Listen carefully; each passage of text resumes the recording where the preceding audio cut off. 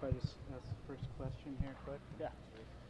Well, Coach, just heading into the Big Ten conference season now, what's the feeling coming out of the first part of this season and heading into the conference campaign? Well, we scheduled a lot of games by design. We played, I think, 19 games in 25 days, and that can take a toll on the team.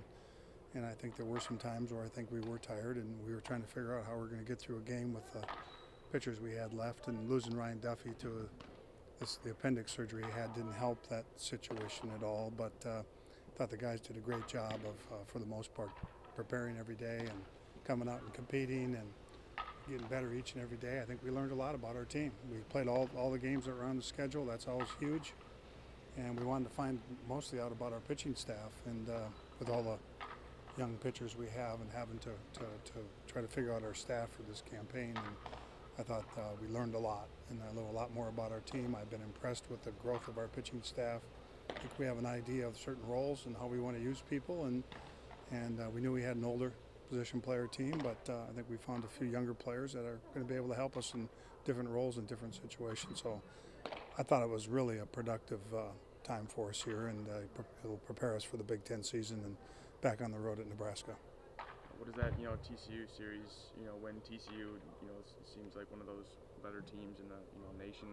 They're ranked.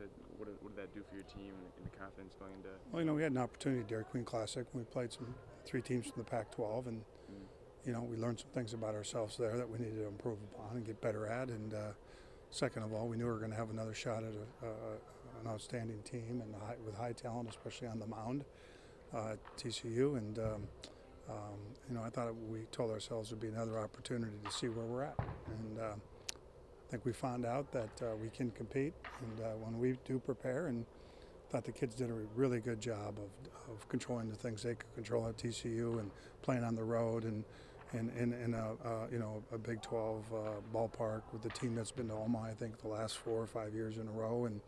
And there was some adversity. There were some things we had to deal with that we out of our control. And to see our kids respond after that long game where we lost an extra 13th inning to TCU on Sunday, started at 10 o'clock, and then 25 minutes later bounce back and have to face a kid that's going to be a high draft and find a way to win that game, told me that our team has grown substantially over the first third of the season here, and that was a sign that they do want to compete and they do want to get after it, and they're going to play hard for 9 innings, and to see them bounce back after a tough loss and play at the level they did in that final game at TCU, that was impressive to me.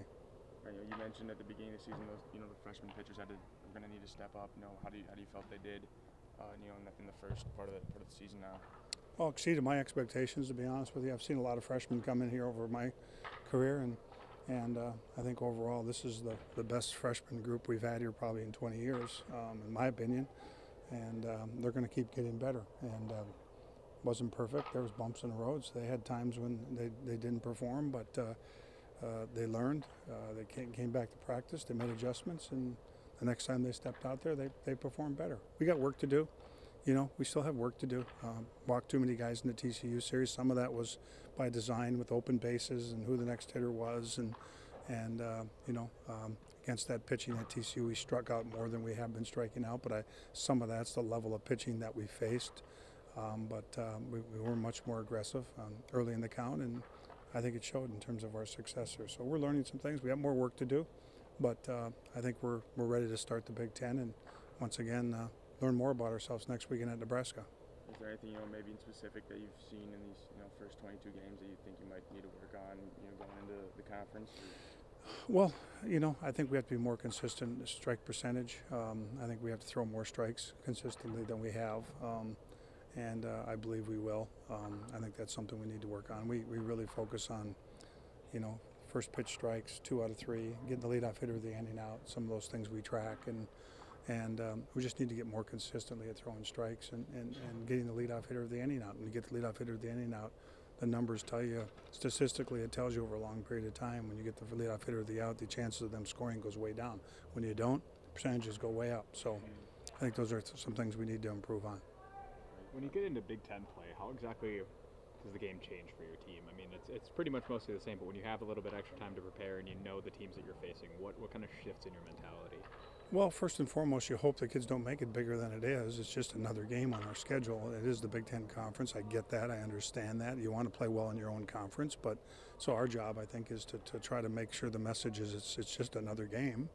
And that is easier said than done sometimes. But that, and you play with a shorter roster. You're only allowed to play with 27 players. So you do have a shorter roster. And it may have some impact in terms of some of the moves you can make.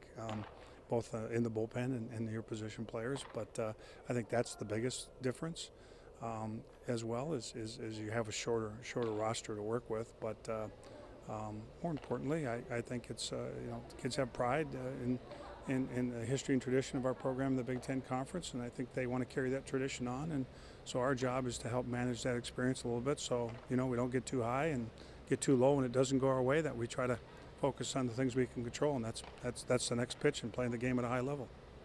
Is there maybe an injury update? That Duffy and Boxwell came back. Yeah, Boxwell's back. I thought Sunday had his best at bats of the week. His timing's starting to come back. He missed some time there, and it's hitting's timing, and you got to see live pitching and get your timing back. I thought his Sunday at bats were much better. So he's healthy. Riley Smith is healthy. They both made big contributions on the spring break for us, especially against TCU. So we're pretty healthy in that regard. Duffy is still out. Don't know what his return will be. He's had some complications from having his appendix out, so he's still battling that.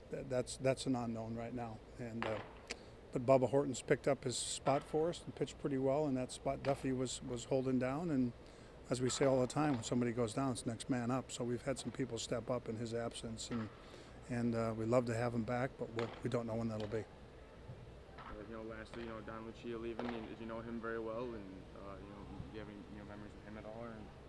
Well, when you coach here as long as I have, yeah, I knew him well, and I'm from northern Minnesota. We grew up on the Iron Range together. He was in Grand Rapids, and I was over at Nashua Keewatin High School. And I competed against his older brother. So I've known the Lucia family for a long time and knew Don and followed his career. And I just want to congratulate him on an outstanding career, a very successful career as a hockey coach here at Minnesota and Colorado College and up in Alaska. So he's had a wonderful career. And I think we all find that day when it's time. And it's time to move on and do something else. And it's his time. And I just think he's had a remarkable career. This is not an easy job in hockey. There's a lot of hockey experts in this state. And I can't imagine what his email account looks like some days, and reading the Twitters and the blogs and all those things would be the last thing I would do if I was a hockey coach in the state, University of Minnesota. But congratulate him and his staff on their success that they've had here while he's led that program.